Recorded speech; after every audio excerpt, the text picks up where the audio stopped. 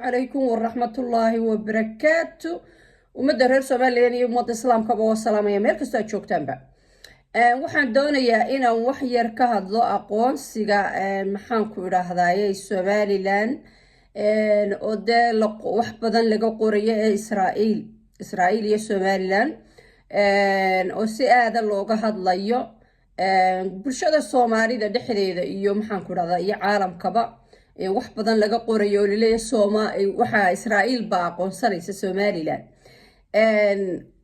anigu ka muwaadin ahaan ka Somaliland ahaan Somalilander ahaan waa soo dhaweynaya aad iyo aad ayaan u soo dhaweynayaa allana waxaan ka rajaynayaa inay noo soo dedejiso waxa laga yaabaa Israa'iil maanta ayada dagaalaha ku furan ayada iyo dadka kale muslimka u dhaxeeya asaate waxaan rajaynayaa inay soo dedejiso waxaan arkayaa dad reer Somaliland dadka reer Soomaaliya maxaan ku idhaahdaaye aqoonsiga dhaliilaya ayaga ujeedadooda waan fahansanahay laakiin waxaanan fahansanayn kuwa reer Somaliland ayaguna ka hadlaya sida khaldan uga hadlaya kulama Israa'iil ayaynu aqoonsi ka raadinaa Israa'iil dunida ka mid tahay caalamka ka mid tahay midna waa idin sheegaya dunidu waa gaal iyo islaam ma fahanti wadanka aan joogo waa wadan waxa la yiraahdaa Kristana hase ahaatee markaad runta ogaato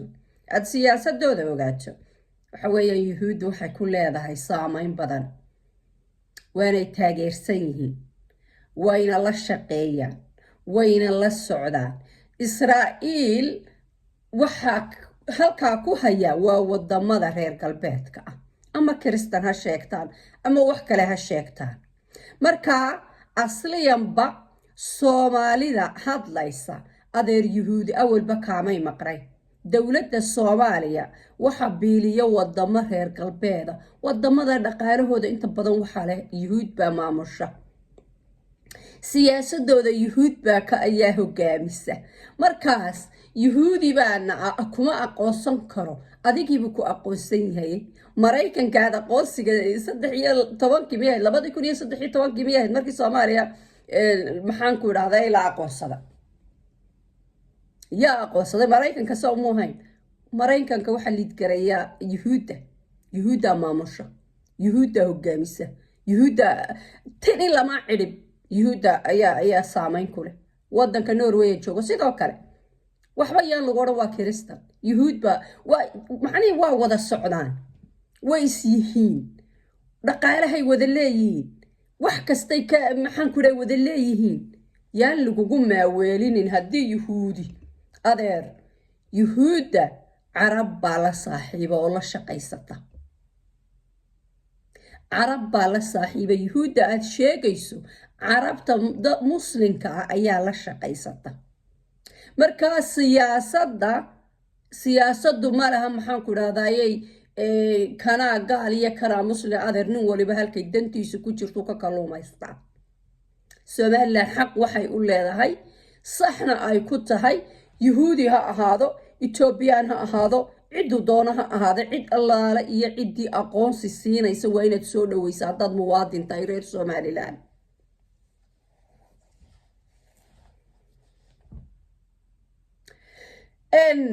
wax kasta oo diinta islaamka ahayn waxa ka horeysa danta Somaliland hadaad muwaadin tahay wax kasta oo aan ahayn diintaada islaamka oo adigu dantaada u tahay qof muslim oonad cid kale u ahayn ayaa ka horeysa maxaan ku idhahday wax mooyaane wixii kaleba Somaliland baa ka horeysa Soomaalida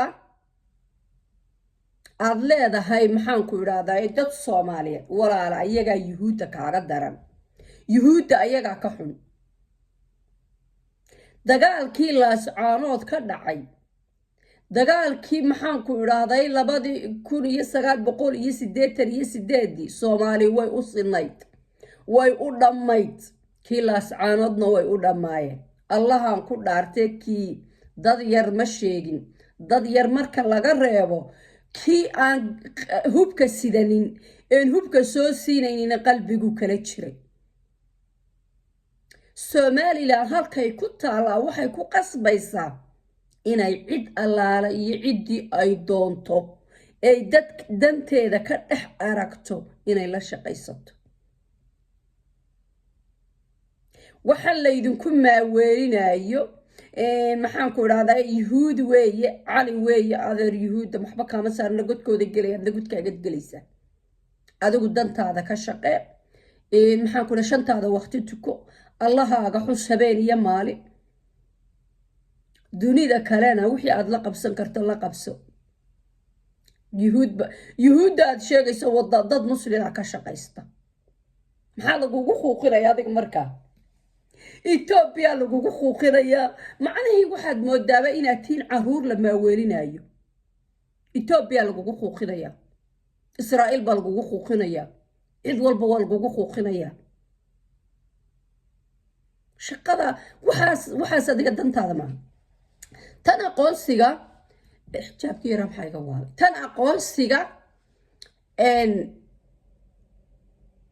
tan aqoonsiga anigu shaqsiyan waxaan aaminsanay adigu inaad is aqoonsato. reer Somaliland majoritigooda ayagaa is aqoonsan. waa kuwa dowladda iyo dalka dhistay, halkaasoo kasii wadaanay kasii xoojiyaan weeye. qofka bini-aadankii waxaan qabsan cidi uma qabato. hase ahaatee aqoonsigu wuxuu inaga reebi lahaa oo maxaan ku dhahday nicda inagula meeraysanayaan joojin laha dowladda Soomaaliya iyo taageerayaasheeda. dowladda macnihii iyadoo 4 xaafadood xukumin, iyadoo dadkeedii is haystaan, iyadoo arkayso sida cadawga iyagu isugu yihiin oo ay hubka u kala boobayaan oo isugu hub urursanayaan, uu reerba reerka kale hubka ugu faanayo, haddana kule anigaa kule ayaad ka bixi lahayd. Somaliland ilaahay wuxuu siiyey dhul. haddii caalamka dhowr jeer hore waa idhi, haddii xitaa caalamka kaloo dhammi uu albaabada kaa xidho aad ku noolaan karto. laakiin waa goorma? waa markaad fahamtay inaad shaqaysato.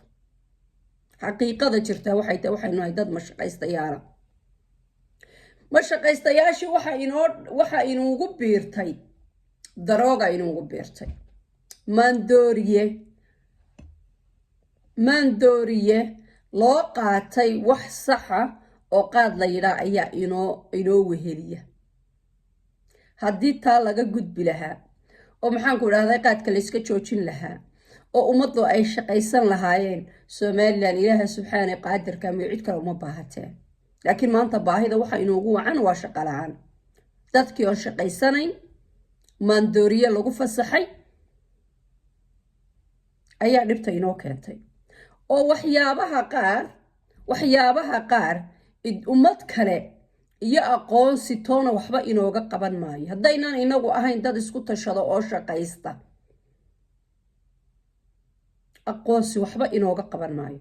aqoonsiga waxa keliya tuu maanta inagala maqayo waxa weeye waa inaga iyo wadankii aynu 60kii ku biirnay ee sida maraboobta inuugu dhegsan inaynu kala hadho.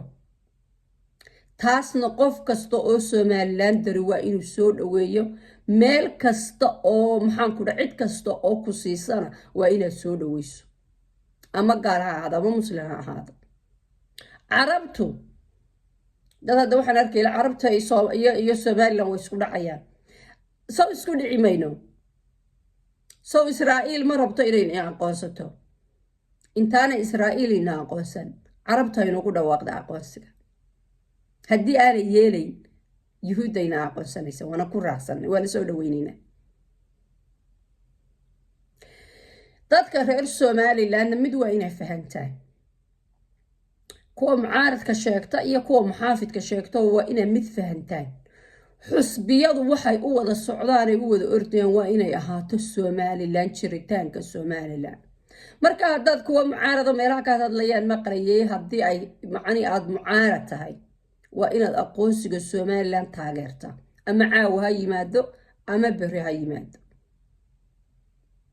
waa inay wax idin kala yara socnaadaan oo qarannimada iyo xisbiyadiinu ay idin kala socnaadaan. Somaliland aqoonsay u baahan tahay. hadday maanta hesho waa inuu qof kasta oo reer Somaliland soo dhaweeyo. ciddii kasta ee laga helayana waa inuu qof kasta oo reer somalilan soo dhaweeyo. sababtu tahay waxaynu u soconay 30 sano waa inaynu gooni isu taag buuxa helo. gooni waa u taaganay, dalkeena inagaa ka talina, inagaa maamula, laakiin waxoogaaga macni aqoonsigu waa muhiim. wuxuu muhiim u yahay shaqo iyo lacag inoo soo burqanaysa iyo nimco aynu gelaynaa ma jirto. laakiin shuruucda caalamiga xuduudaheena ayaynu u madax banaanaanaynaa oo sida maanta laynuugu haysto aan laynuugu haysanaynin, oo dad inaga liita oo meel banaana fadhiya aanay inuugu haysanayn. marka kaasi meel kasta oo uu ka imanayo waa in aad soo dhaweyso haddaad tahay qof muwaadina. talabaadna waa inaad ogaato inaan aqoonsi lagu aqoonsaday ku gaajo tiraynin, ee tacabkaaga iyo dalkaagood hoos u eegto, xoolahaagaad dhaqato, beerahaagood falato, kalluunkaagood kalluumaysato, dhagaxaagood qurxiso, dheemanta iyo dahabka dalkaaga ku jirood la soo baxdo, system iyo kala dambeynta wadanka oo loo wada hogaansamo ayaa lagu horumarayaa oo dhaqaale lagu helayaa, ee aqoonsi dhaqaale horta lagu heli maayo. marka anigu waxaan leeyahay Israa'iil waa soo dhaweynaynaa, way ku mahadsan yihiin inayna aqoonsadaan. cid kasta oo na aqoonsanaysana waa soo dhaweynaynaa. muslimnimo iyo maxaan ku dhahay soomaalinimo iyo waxaan ayaa lagugu beer laxawsa. soomaalidu waa kuwa isu kaa soo raacaya markay wax dhacaan. soomaalidu waa kuwii shalayto 1988 isugu kaa tegay.